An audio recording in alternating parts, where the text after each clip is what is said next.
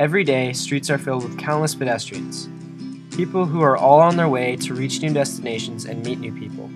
In today's world, however, you will hardly see people stop and talk to one another. And with all the resumes and business cards that can be exchanged, there isn't any need to take time to introduce oneself on a more personal level. It is because of this that many of these people may overlook the importance of appearance in everyday situations, primarily in the business world. One of the most basic and most important qualities that interviewers use to determine whether or not an applicant gets a job is simply their appearance. How they walk into the room, what they are wearing, and even the manner in which they speak all play a role in the impact they make on the interviewer. While the concept of judging a book by its cover is often analyzed in society, we targeted judgmental preconceptions that affect the hiring process and sought to determine what traits were deemed desirable by those who hire.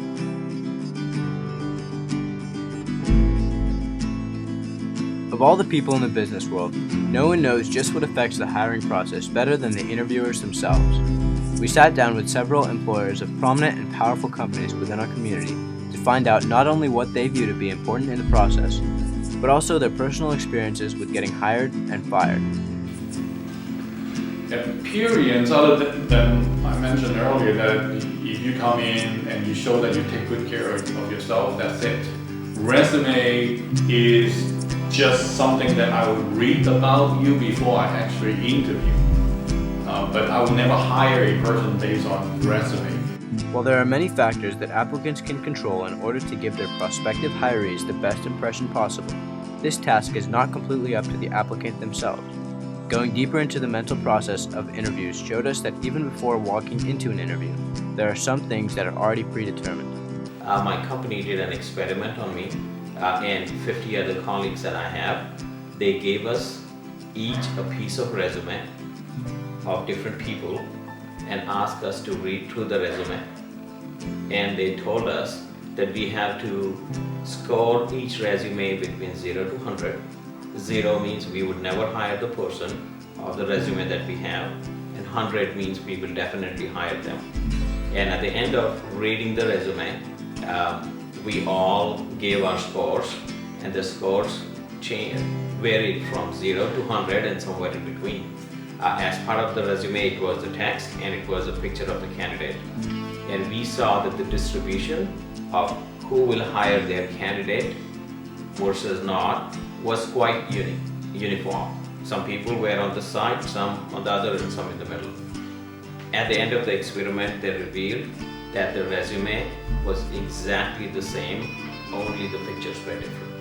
When keeping in mind people's basic instincts to predetermine traits and qualities that various races have, it's not surprising to see that studies regarding the employment rate of those of various descent paints a very bold picture of how this has affected people of different backgrounds. Though unemployment rates have decreased in recent years, currently there are still 6.7% of United States citizens that do not have a job. Unemployment rates differ between people of different ethnicities drastically. The current unemployment rate for African Americans is 10.9%, while it is 6.8% for Hispanics or Latinos, 5% for those of Asian descent, and 4.8% for whites. While interviewing these professionals, a large bias in the workplace was not factored in until one of our interviews interjected. You didn't ask me about gender, but unfortunately, I think we still live in a day and age where females are at a disadvantage in the hiring process, especially for leadership positions. 10 to 15 executives, you'll find the panel still to this day with fewer women. I think there's a concentrated effort where almost every company I know of has diversity programs, and they strive very hard to try to hire more women specifically. In the year 2000, the unemployment rate for both men and women was 4%.